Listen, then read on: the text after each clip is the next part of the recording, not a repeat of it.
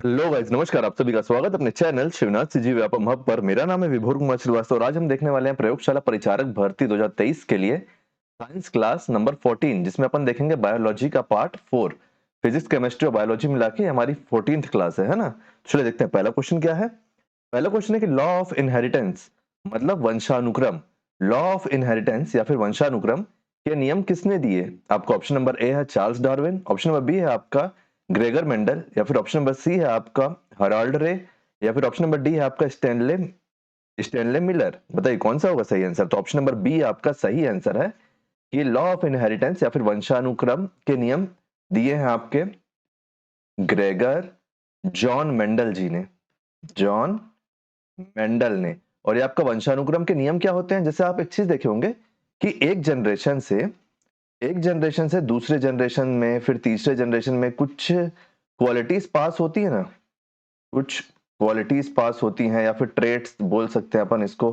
कुछ traits pass on होते हैं जो जनरेशन बाय जनरेशन रहते हैं। जैसे कहीं पे किसी के कान एक जैसे रहते हैं जनरेशन बाय जनरेशन, जैसे बोला जाता है ना दादाजी पे गया है, नाना जी पे गया है, या फिर अपने पिताजी पे के ऊपर गया है। तो ऐसे जनरेशन बाय जनरेशन या फिर क्वालिटी, जैसे कई लोग को आप अगर देखोगे तो जिसमें गुस्सा बहुत ज्यादा रहता है तो उसके बाद उसकी जनरेशन में भी कई लोग में गुस्सा आता है। जिन लोग में थोड़ा सा प्यार ज्यादा रहता है उन लोगों की जनरेशन में प्यार ज्यादा आता है ना। तो ऐसी जो क्वालिटियां होती है उनको अपन जनरेशनल बोलते हैं, इनहेरिटेंस बोलते हैं ना। लॉ ऑफ इनहेरिटेंस या फिर वंशानुक्रम के नियम किन्होंने दिए हैं? तो ग्रेगर जॉन मेंडल जी ने। चलिए नेक्स्ट क्वेश्चन देखते हैं। नेक्स्ट क्वेश्चन है कि सामान्य मानव शरीर में गणसूत्रों क्रोमोसोम की संख्या कितनी होती है? तो यहाँ पे टोटल पूछ रहा है, ठीक है। टोटल क्रोमोसोम कितने होते हैं एक मानव शरीर में? मानव शरीर बात हो रही है यहाँ पे, तो आपका फीमेल और मेल दोनों में कॉमन पूछा है ना। कितने होते हैं? तो ये होते हैं टोटल 46। और 46 किस बेसिस पे रहते हैं? तो 23 ग्रुप्स में रहते हैं। ग्रुप्स नहीं बोल सकते, पेयर बोल सकते हैं। पेयर, 23 पेयर में होते हैं। 23 पेयर्स में होते हैं। तो 23 पेयर हुए, तो अगर आप इस पेयर को 2 से इंटू कर दोगे तो ये 46 हो जाएगा। तो टोटल 46 होते हैं। और अगर क्वेश्चन पूछे कितने पेयर होते हैं तो 23 पेयर हो जाएंगे, है ना। तो ऑप्शन नंबर सी आपका सही आंसर हो जाएगा कि सामान्य मानव शरीर में 46 क्रोमोसोम या फिर गणसूत्र होते हैं। नेक्स्ट क्वेश्चन क्या है अपना कि निम्नलिखित में से क्या बच्चे के लिंग को निर्धारित करता है? जब मां गर्भवती रहती है तो वो बच्चा लड़का होगा या फिर लड़की होगी, इस बात का निर्धारण कौन करता है? जैसे आप पहले के जमाने में देखे होंगे गांव में या फिर शहरों में भी, अभी भी जिनको पता नहीं तो लोग ये मानते हैं ना कि जो लेडीज होती हैं, लेडीज को लोग बोलते हैं, जैसे आप, मैं किसी का नाम नहीं लेना चाहूंगा किसी स्टेट का, लेकिन अगर आप कहीं भी जाओगे तो जैसे कई गांव में ऐसा रहता है ना कि लड़की हुई है तो फिर प्रताड़ित करते हैं अपनी बहू को या फिर बेटी को। तो लोगों को क्या लगता है कि लड़कियों पर डिपेंड करता है, जबकि ये चीज डिपेंड करती है लड़कों पे। लड़कों पे, मेल्स पे डिपेंड करता है कि एक बच्चे का लिंग क्या होगा, एक बच्चे का सेक्स क्या होगा, कि वो लड़का होगा कि लड़की होगी, है ना। तो ये किस कारण से निर्धारित होता है? माता के ब्लड ग्रुप से नहीं होता है, क्योंकि मैं तो आपको बताया ना कि पिता से होता है करके।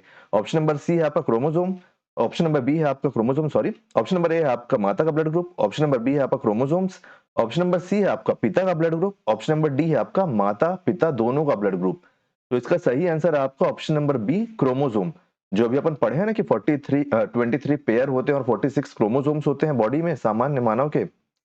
तो क्रोमोसोम पे डिपेंड करता है कि एक बच्चा, मेल क्रोमोसोम पे, फीमेल क्रोमोसोम नहीं, मेल क्रोमोसोम पे डिपेंड करता है कि एक बच्चे का सेक्स क्या होगा, वो लड़का होगा कि लड़की होगा।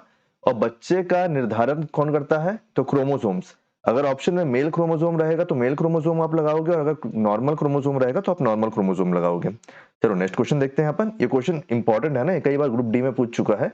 तो व्यापम में भी हमारा लगभग सारे कंपटीशन एग्जाम में एक ही जैसे क्वेश्चन बनते हैं।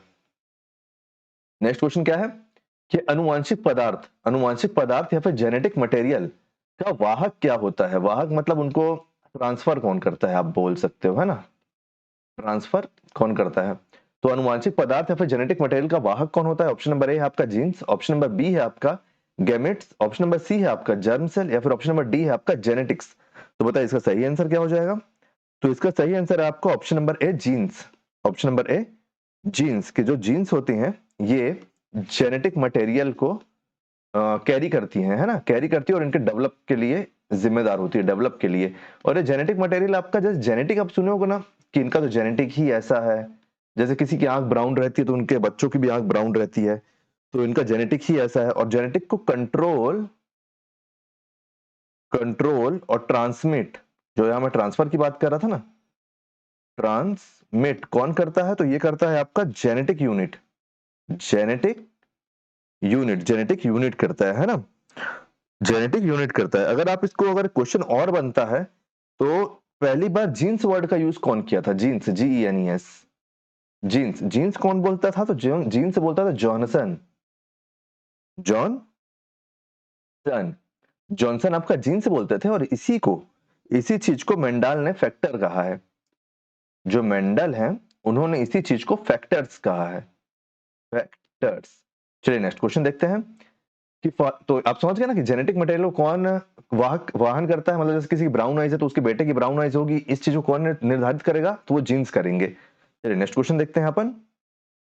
नेक्स्ट क्वेश्चन आपका कि फादर ऑफ मॉडर्न जेनेटिक्स, आधुनिक अनुवांशिकी का जनक किसे माना जाता है? तो जब आप इतना पढ़ ही चुके तो आपको पता चली गया कि होगा किसका ऑप्शन नंबर ए सही आंसर है। ये आपका ग्रेगर मेंडल, ग्रेगर मेंडल को माना जाता है father of modern genetics. Gregor J Mendel भी हो सकता है ना, J Mendel, John, Gregor John Mendel, Gregor John Mendel option में रहेगा, तो कंफ्यूज नहीं होना है।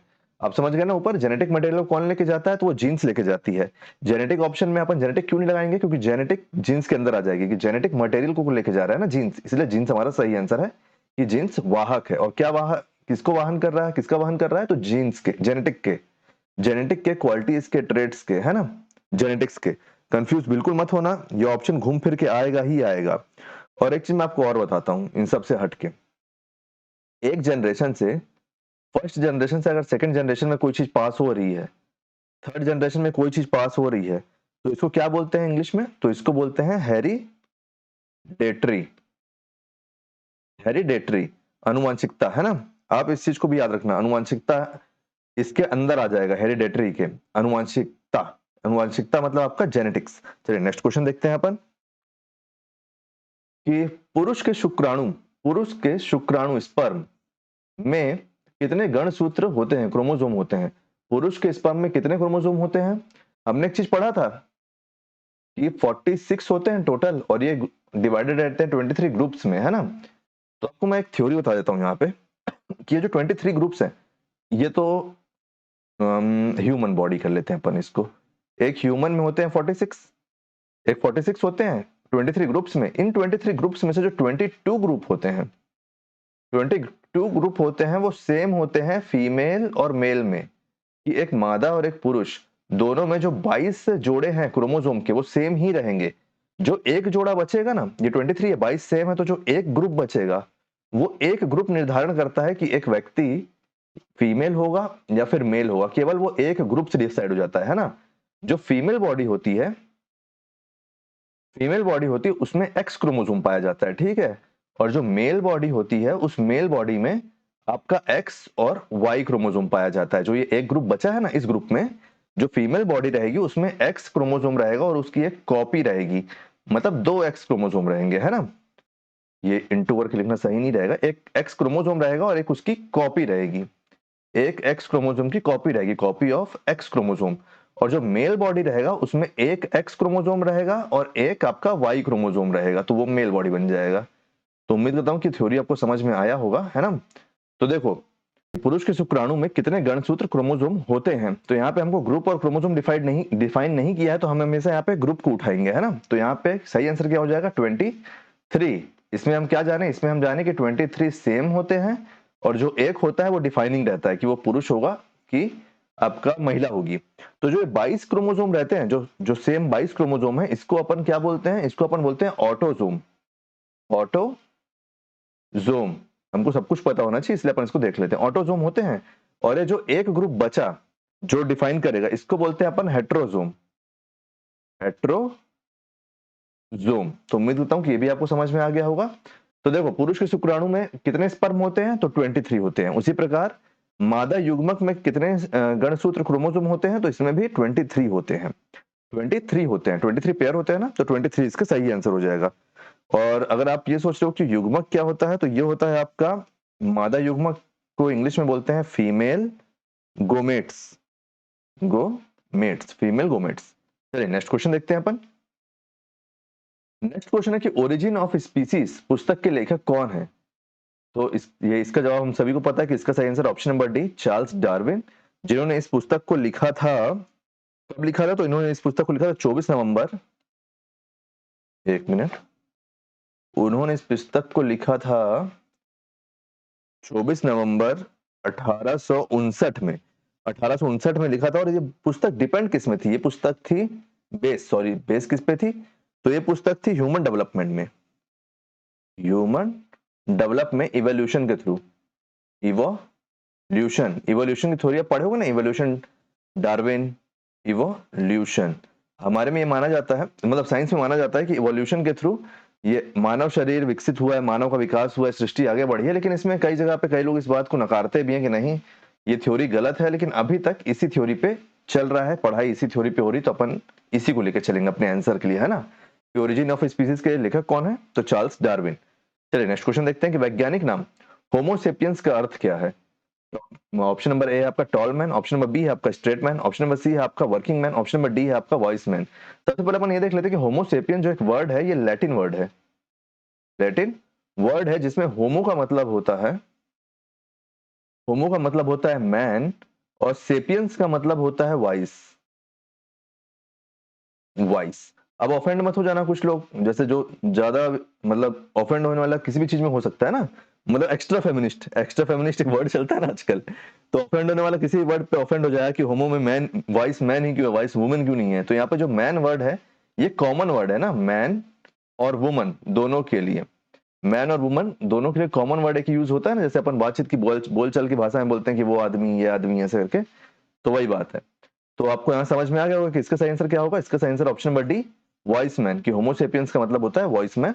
और इसको पहले, अभी नहीं, पहले इसको क्या कहा जाता था? होमोसेपियंस की जगह पहले इसको कहा जाता था वॉइस होमिनाइड्स, होमिनाइड्स, वॉइस होमिनाइड्स, इसको पहले कहा जाता था। फिर ये हुआ होमोसेपियंस, होमोसेपियंस के बाद वॉइस मैन हुआ। चलिए नेक्स्ट क्वेश्चन देखते हैं अपन, या फिर आगे पीछे भी आप कर सकते हो कि होमोसेपियंस, फिर वॉइस होमोनाइड्स और फिर वॉइस मैन। नेक्स्ट और आखिरी क्वेश्चन है हमारा कि किस प्रकार का प्रजनन, प्रजनन अधिक विविधता, डाइवर्सिटी ला सकता है। ऑप्शन नंबर ए है आपका बर्डिंग, ऑप्शन नंबर बी है आपका रीजनरेशन, ऑप्शन नंबर सी है आपका एसेक्सुअल, या फिर ऑप्शन नंबर डी है आपका सेक्सुअल। तो इसका सही आंसर क्या होगा? इसका सही आंसर हम सभी को मालूम है कि सेक्सुअल होगा, कि जो सेक्सुअल रिप्रोडक्शन होता है वो विविधता ला सकता है। कैसे विविधता ला सकता है? फीमेल होंगी, जो भी बच्चा पैदा होगा मेल होगा, या फिर आपका ट्रांसजेंडर, जिसको अब थर्ड जेंडर भी कहा जाता है। तो एक विविधता ला रहा है ना। तो आपका जो रिप्रोडक्शन होता है, सेक्सुअल रिप्रोडक्शन, वो एक विविधता ला सकता है। ये आपकी जनरेशन बाय जनरेशन चलती है चीजें। मानव विकास के लिए रिप्रोडक्शन बहुत जरूरी है, इसीलिए, है ना। जनसंख्या बढ़ रही है वो बात दूसरा है, लेकिन रिप्रोडक्शन आपका विविधता लाता है। तो उम्मीद करता हूँ कि सारे 10 क्वेश्चन आपको समझ में आए होंगे। कहीं पे भी कोई भी डाउट हो जरूर पूछिएगा। क्रोमोसोम में बिल्कुल भी कंफ्यूज मत होइए, 23 पेयर होते हैं। क्वेश्चन आएगा तो आप 23 ही आंसर लगा के आओगे। अगर 23 ऑप्शन में नहीं है और सीधे बिना पेयर के पूछ रहा है तो वो 46 हो जाएगा, क्योंकि जो 23 पेयर है ये इंटू 2 आप कर दोगे तो 46 हो जाएगा। लेकिन अगर क्रोमोसोम की बात हो रही है तो 23 आपका सही आंसर होगा।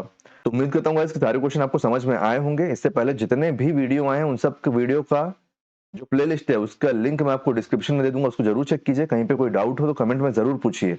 वीडियो पसंद आया तो वीडियो को लाइक कीजिए, वीडियो को शेयर कीजिए। आने वाले वीडियो के लिए चैनल बने रहिए, चैनल को सब्सक्राइब कीजिए। Thank you.